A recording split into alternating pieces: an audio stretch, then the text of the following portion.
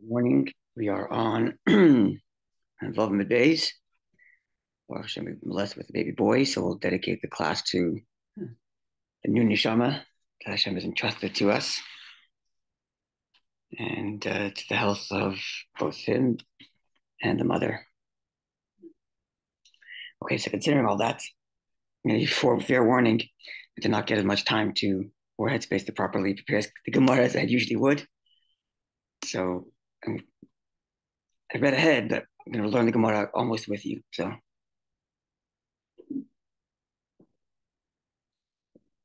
whenever I make a mistake, I'm a human. I make mistakes, and just it's possible it might be a little more often this morning. Can't, on principle, I felt like come give the share anyway. Come learn Gemara anyway. Thank you. Okay, so the Mishnah said in the next step of the Eglah Rufa process that Zikna Yadehan, the elders of the city washed their hands, right? This is the calf has been decapitated. We learned about where the calf came from. We learned about where the corpse was found, who measured, how we measured, all the proceedings all the way up until this point. And we just decapitated the calf. Right? That was the last thing we learned, comparing it to the Chatas Ha'oif, bird offering, the sin bird offering that also snipped at the back of the head. Mm-hmm. Oh, and then the last thing we learned after that was that the ground never had work on it and never will have work on it, and is not to have work on it before going forward. That was the last item. And then after that, the elders of the city washed their hands, and this is when they give the speech, which is why this whole entire thing is here. And this all started because Sotah has a speech that's to be delivered in original Hebrew, and from there we went to other mitzvahs that have the same thing. Eglah Rufa being one of them. Wow. That's how. Big tangent. It seems quite clear that the Mishnah and therefore the Gemara took the opportunity to go to the halachas of Eglah Rufa. There is no Masechta Eglah Rufa, so it felt it, I guess, appropriate to give it a chapter here. It's not uncommon.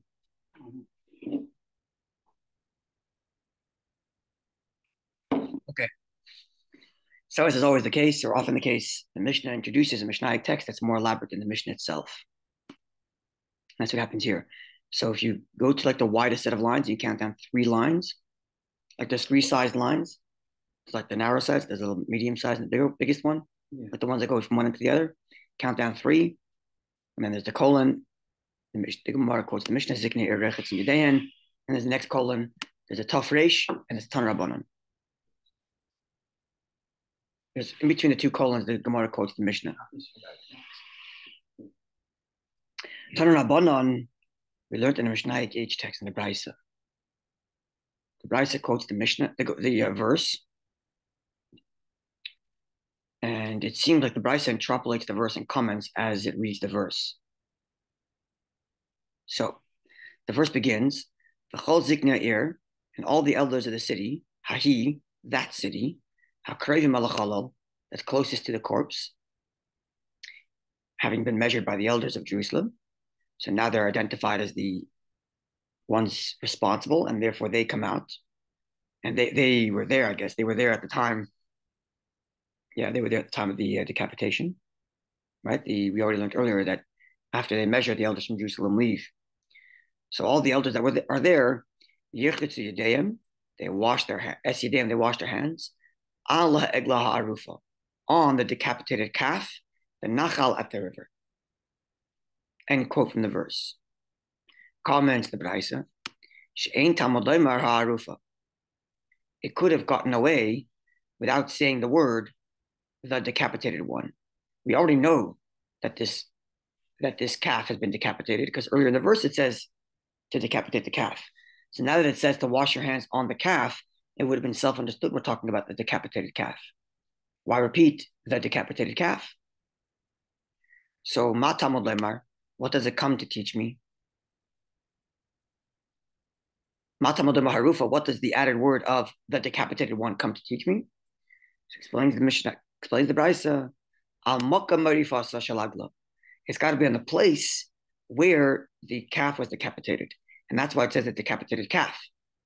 Even if the calf is moved, you still have to wash the hands on the spot where it was decapitated.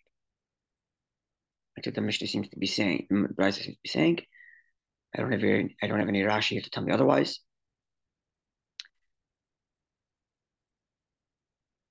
So it seems that's correct.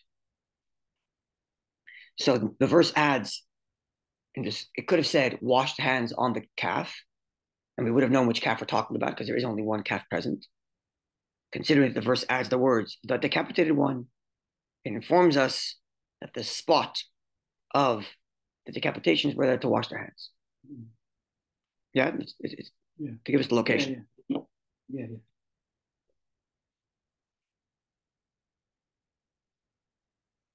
The next pasuk reads, "Va'amru," and they shall say, "Yadeinu, our hands, lo yishavchu es hadam hazeh," did not spill this blood. That's what the elders say when they wash their hands. The einenu, in our eyes, lo yiro, didn't see it. End quote from the verse. Comes the Brisa and comments, "All alibenu." Alibenu also, would it literally go up in our hearts? Would we actually consider the notion? Would it go up in our hearts? Shebezdin shoichin damim, that the court are murderers, spilled blood. So what does this mean when they say our Haran didn't spill this blood and we didn't see it? What does that mean? Well, who's assuming that the court is murderers? We aren't, and certainly the verse isn't. Mm-hmm. And therefore, says the Brisa, Ella, rather, what they mean to say is as follows. Loiboli adenu, this person did not come to our hands, and we did not know about it. Upatrinu, and we let him off, without provisions, without food. That's what they're saying. They're saying we didn't know about him and leave him without food. Had we known about him, we would have for sure given him food. But knew, and we hadn't seen him. That's the second, right? They say two statements. They say our hand didn't spill the blood. That, what they mean when they say that is that they would have never left him without food had he come to them. Mm-hmm. And the second statement, which is our eyes didn't see him, they mean to say, no, we have not seen him, and leave him alone, without being accompanied. End quote from the Mishnah text, which seems to, we're clear on this? Yeah. So that there's a few things to think about here. One is guilt by absence, meaning had they known about him and not provided him with proper provisions, they would have been guilty, which is why they're washing their hands, saying, we didn't know about this guy. Had we known, we would have taken care of him, right? Kind of like a willful blindness. Well, yeah, willful blind. Right, so speak up. Correct. It's a little bit. It's a similar kind of thing. Guilt by omission, not guilt by actively killing someone, but by not taking care of the person, you're responsible. Right? You know, there's a certain part to that. It's not, saying, oh, it's not my problem. If you heard about someone who needs help, then by God's design, it's your responsibility to look out for this person. Otherwise, why would God make you know about it? Right? Even if what you can do is say capital Tillim. That's what you can do. If what you can say is open up a psalm and read psalms to the person, then so be it. Do that. It's something. You can't leave the person without anything. If you know of something negative, it's meant for you to do something. Especially, and I suppose this is the most direct point here, is the Bethdin. I think we discussed this once, that in secular law, the government, and by extension the court, certainly the court, the court more than the rest of the government, from all branches of government, the court is responsive, not proactive. They're not supposed to seek out cases per se. Cases come before them, they adjudicate. Yeah. But here, no, the Bezdin has to go out there and make sure the city's running functionally. The roads in and out are safe. Right? This person died 10 kilometers away from the city, but they're the closest city, they become responsible. To make sure the roads in and out of their city are safe, make sure there's infrastructure that takes care of wayfarers that come and need food, they have food. Right? The modern federation is in many ways, you could make the case, is like an extension of what the Jewish courts used to be. Not just in biblical times or when the Jews were living in Israel, but even in the diaspora in Babylonia, certainly, and even in many parts of Europe. Not so much Spain, because in Spain they had the coexistence where Jews, Christians, and Muslims lived all together. But in Europe, in Northern Europe, like in the Germanic territories, France, and those areas, Jews often had their own like state within a state. Autonomous. They had their own autonomous self-governance. They were whatever the king imposed X tax and said just pay your tax by X time, and it was on the Jewish legal system to decide how to collect that tax and what other taxes they should charge for their own things. The burial society, they had the Mishnayos society. People paid to learn Mishnayos. Tillim society. They had the Bikur Cholim society taking care to look after the sick. Society to look after the bereaved, for new mothers who give birth. Free loan societies. They had police enforcement too. They had courts. Oftentimes, the shul was like the community center that had everything in it. It had the Beis Din's office. It had the shul with davened, and it also often had a jail in the basement or a jail in the attic. You can still see this, if I'm not mistaken, in the shul in Prague. Jewish jail. Who's supposed to jail a guy if the guy's running around doing harm to the community? The government's not taking care of it. You got to take care of it. So that's kind of like it's what's happening here. That a Jewish leadership is not just to, you guys do whatever you.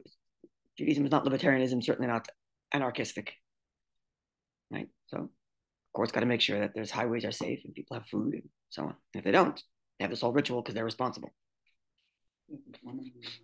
Sorry?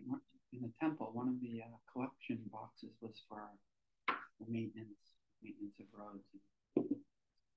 Yeah, that's right. 13 baskets. There was taxes for all the stuff. Meiser, which we have today, we call charity, 10%. To a large degree, that wasn't 10% back in the day. It wasn't a charity back in the day. It was a tax. Tzedakah is a separate mitzvah. The mitzvah of tzedakah is when someone comes to you with a hand open, you give them. It's not the same thing as Meiser. Most of the Meisers back in the day were a tax. And the Beis Din can decide you're wealthier, you deserve to give more. They would come to your house and give you more and charge you a higher tax. They would set prices also. If people were price gouging on essentials of life, wheat, eggs, and such like that, they would come and make him lower his price or take his stuff away. Can't gouge and starve out the people for your own wealth. Can't do that. There's all kinds of rules like that. Anyway, so on that note, says the Gemara like this. Tanya, we learned in a Braisa. Rav Meir would say, he mentioned this note, Koifin la Levia. They would compel someone who didn't want to accompany his friend, his guest, to go accompany him. Make sure he's safe on the roads. Koifin, the Beis Din would come and force the guy. You're hosting a guest and you're letting him walk off into the wandering desert alone. He doesn't know where he's going, doesn't know what he's doing, doesn't know what he's going to hit. Sorry, but you got to do it. Sheschar halavia, because the reward for accompanying guest, ein lo shir, has no measure. There's no measure. Like that Mishnah we say in the morning. This book is upside down. The Mishnah we say in the morning in Brachos, right? That's about the mitzvah, not about the reward. Here's about the reward. The reward of accompanying a friend has no end. Shenemar, as the verse reads, let's look at this pasuk. This pasuk is in Shoftim.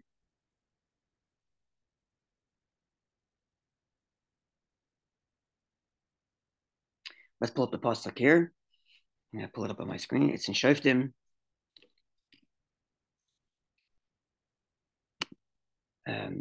Shoftim Aleph, Chav Dalet Chav Hey, first chapter of Shoftim.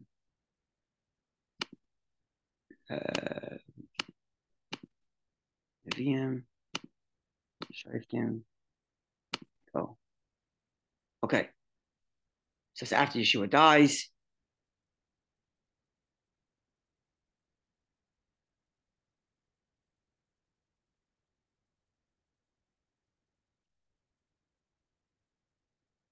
Right, and Shimon illness Yehuda to help them battle And they battle against Jerusalem. They battle for Jerusalem, capture Jerusalem, conquer Jerusalem, I should say. And Yehuda, the people of Yehuda become the heroes going around and conquering lands. Yeah, they help Shimon. Let's see.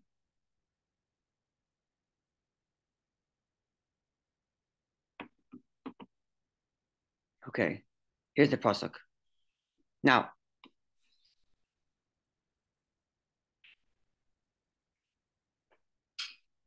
and the house of okay, so verse 20 says, and they gave Hebron after they're doing all this conquering. They gave Hebron to Kalev, as Moshe had spoken, right? Moshe promised Kalev to get Hebron because he didn't. He went off to consult with. He went off to consult with the elders, and therefore didn't come back and badmouth Israel when he went to spy. And he drove out their three sons of the giants. Verse 21, and the children of Benjamin did not drive out the Yevusis, the Jebusites, whatever, the Yevusi, that inhabited Jerusalem.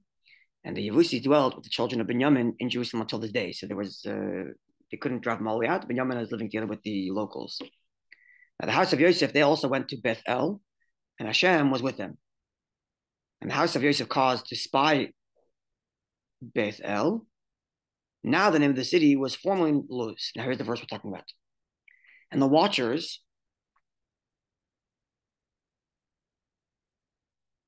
who are these watchers? And the watchers saw a man leave the city. I'm assuming these are the watchers of the house of Yosef watching people leave Bethel.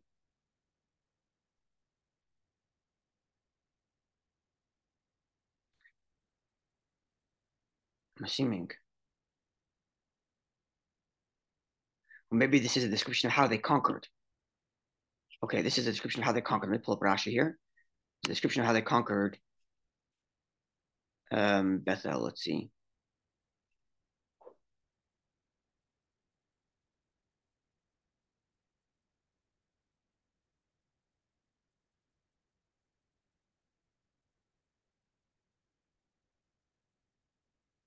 Right. So right. Okay. So Yosef sent people to Bethel to spy on them. So now these spies, I suppose the watchers are the spies. It seems like these watchers are the spies.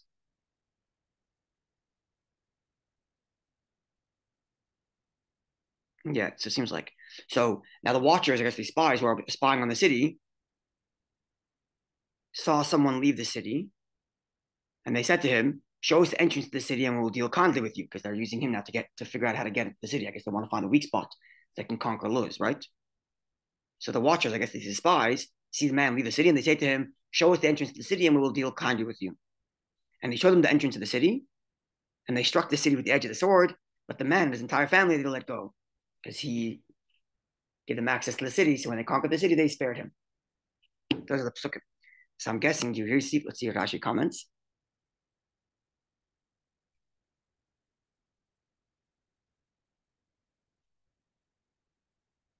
So I'm guessing what's happening here is actually doesn't explain how the derivation works, but we're deriving from here that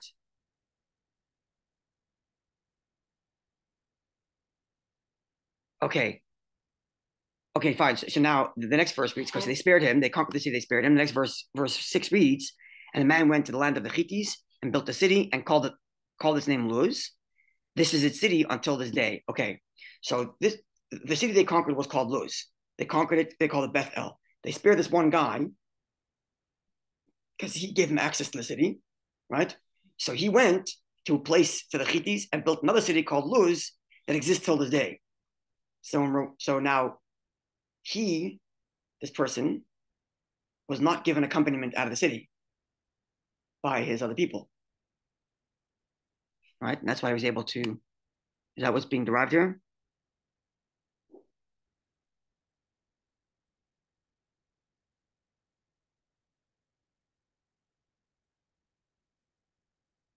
How do we derive from here that the reward for accompanying a friend has no end?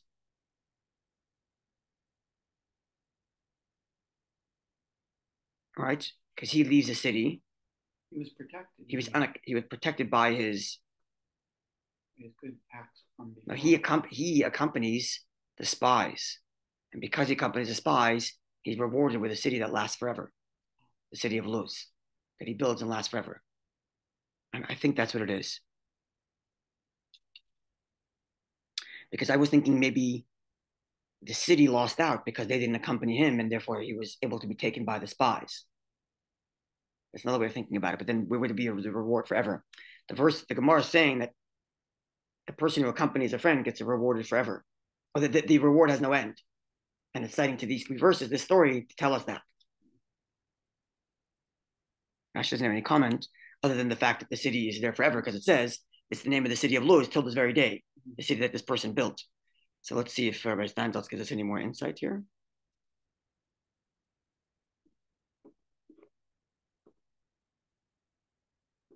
Let's see.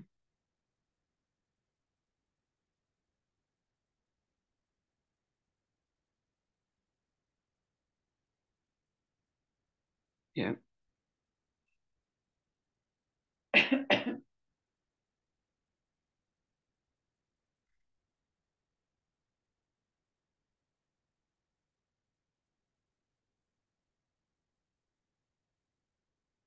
Okay. I'm guessing it's because he says, and he showed them the entrance to the city. He accompanied them. So they did kindness to him, and the reward he received is that he has a city named after him forever.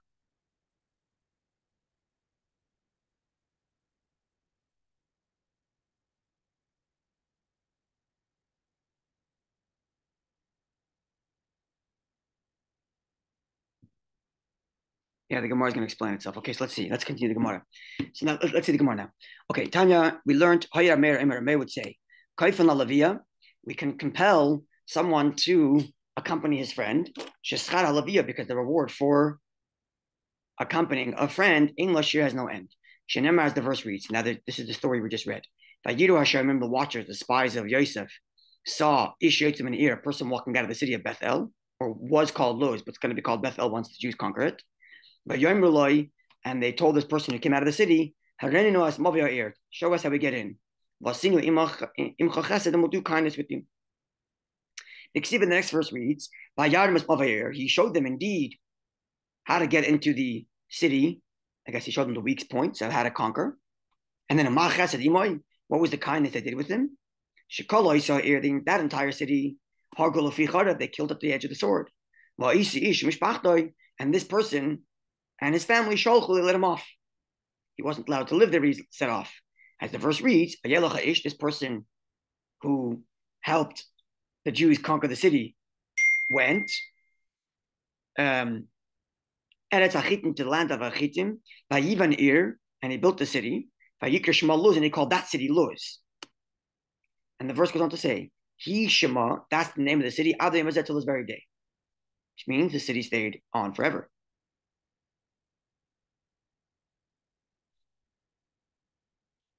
Yeah? Yeah, and the Gemara goes on to say, Tanya, we learned, he Luz, this is the same place, Luz, from which the color Tcheles arrives. We once had a class here on the history of Tcheles, and this Gemara was cited to. There's no Rashi on this. So Tcheles, which is the dye that's used, special dye taken from the special fish called Tchelozain, to make the blue, certain blue, the aqua blue, whatever the color is, for the tzitzis, that came from the city of Luz, from this guy's city. Look at the reward. He Luz, this is the same Luz, Shabbat Sancherev, when Sancherev came, Sancherev who conquered the north, and the famous line is, Sancherev bo bilbal olam. Sancherev came and confused the world. His strategy for keeping control over mass swaths of land is to move people from one place to another. And that way people are less likely to fight if it's not their actual homeland.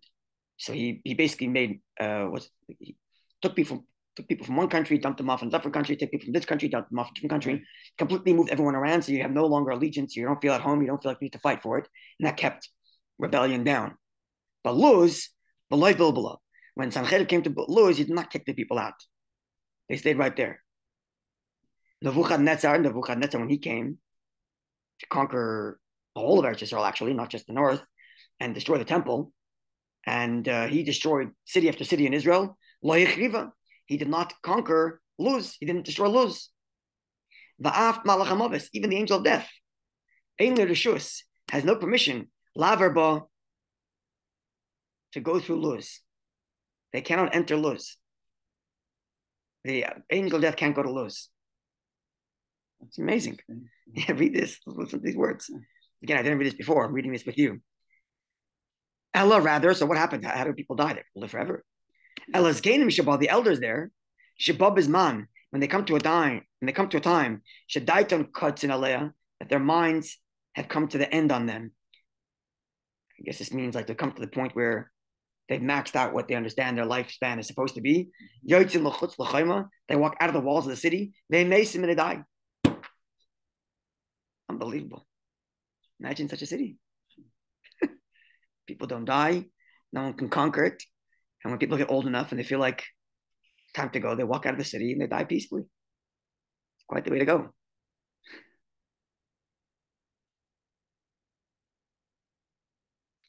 So now the Gemara explains itself and gets back to the main point, or Meir's main point, which is that accompanying another person gives us reward forever. Is this not a how much to the more so? Umaknani, right? That Kal we've been learning about. Umaknani zeh. And if it's true of this Canaanite, he's not Jewish. He's a Canaanite who lived in this town, Luz, which later became Bethel, who happened to be walking out and happened to be asked by these spies, tell us how we get in. He didn't speak a word. He didn't walk a step. All he did was point. That's the pasuk says. The pasuk says he showed them, right? Where's the pasuk? Vayarum, he showed them.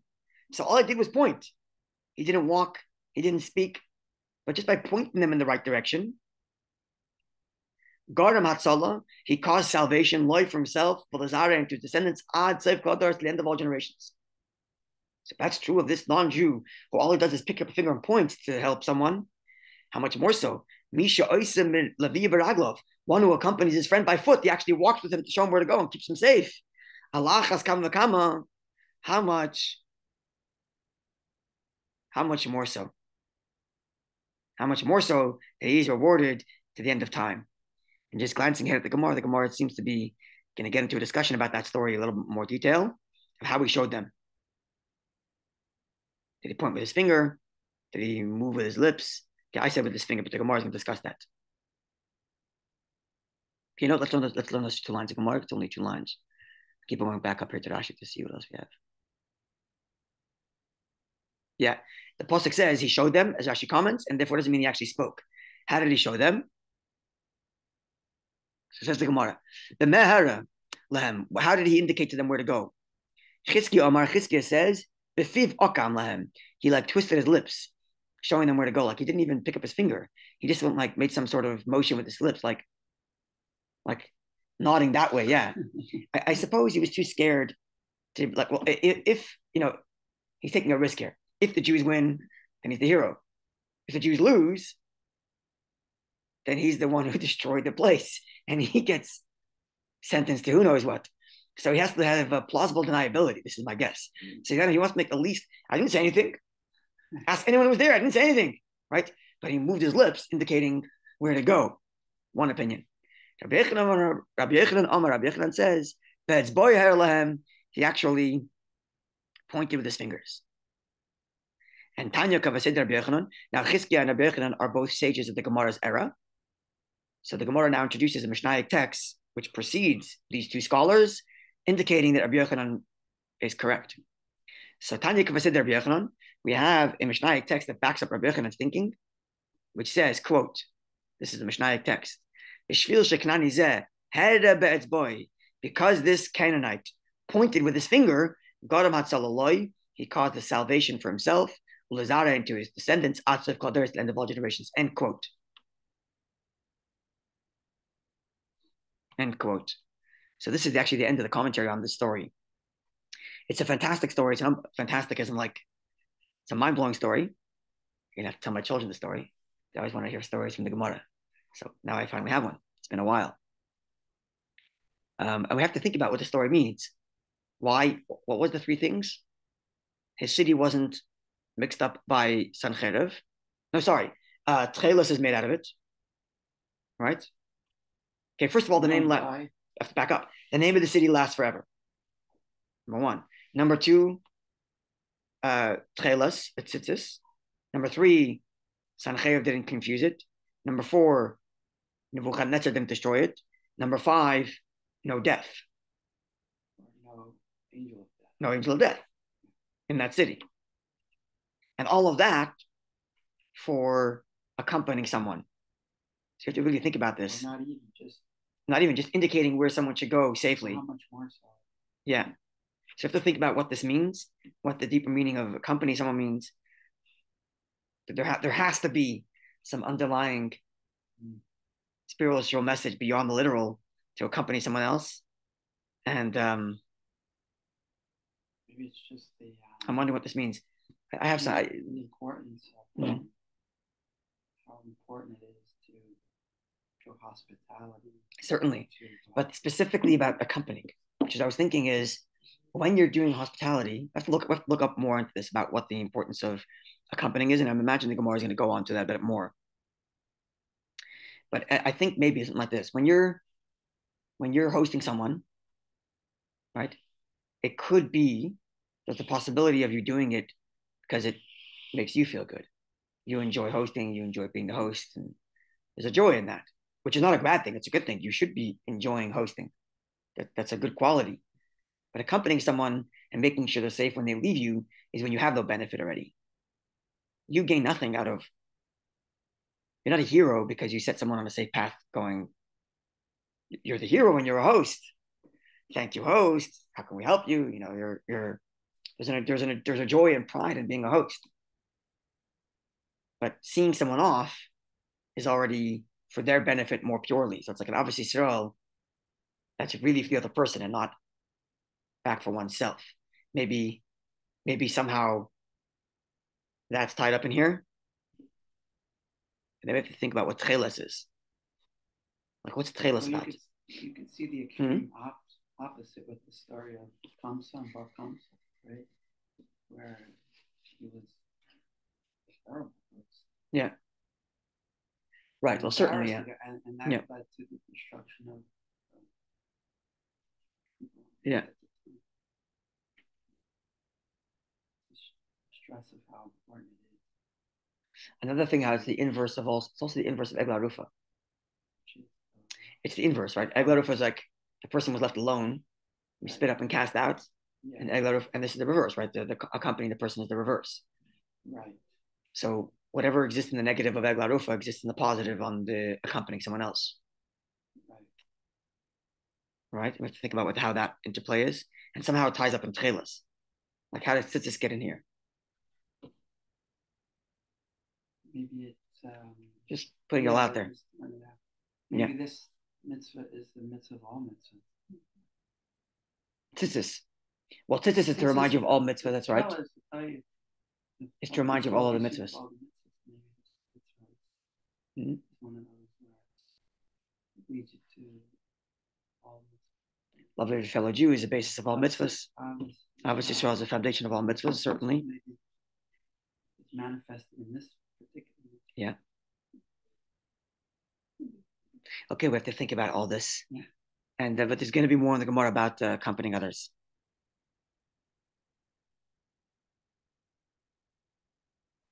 Yeah, there's going to be more. So maybe as we get more, we'll get more insight. But these are all good things to put on the table and to ruminate over.